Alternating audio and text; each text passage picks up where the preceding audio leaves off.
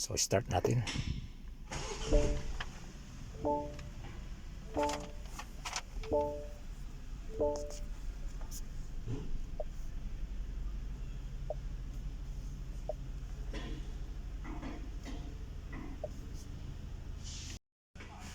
Tapos ito titignan natin yung kanyang langis na inilagay natin, no, kung tama yung level.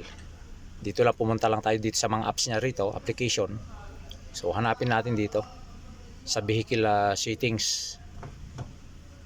Ito kung makikita nyo ito mga ka-GM, yan, no, vehicle status. Yan po, tapos nakabukas pa yung bonnet niya, no? Yan, no, bukas pa yung bonnet, hindi ko pa sinara. Ngayon kung makikita ninyo, ito yung kanyang tire pressure, yan, makikita natin dyan. So ayan siya, okay naman yung kanyang tire pressure. Back tayo. Tapos engine oil level, yan po siya. Kasi chininsul natin, kaya titignan natin kung paano siya, ano, kasi walang dipstick to sa kanyang makina. Ito lang, i-click lang natin yung engine oil level, tapos start measurement.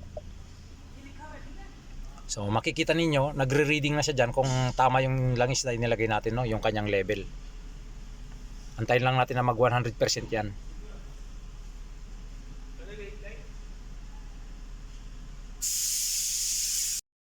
So yan, 100% na siya.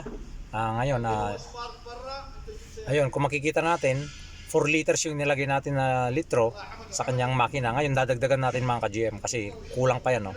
Nasa pagitan lang siya ng minimum sa maximum. Kailangan na ilagay natin dito sa tamang level. Ilagay natin sa maximum para ayos na ayos yung kanyang langis na ilalagay natin, no?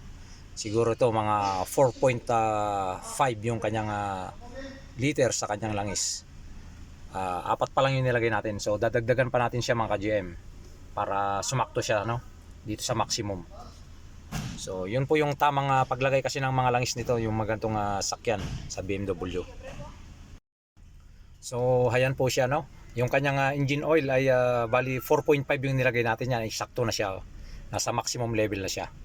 So kailangan umaandar yung makina pagka isusukat nyo yung kanyang oil level dito, kasi doon sa kanyang makina ay walang oil dipstick doon, walang sukatan ng langis sa kanyang makina.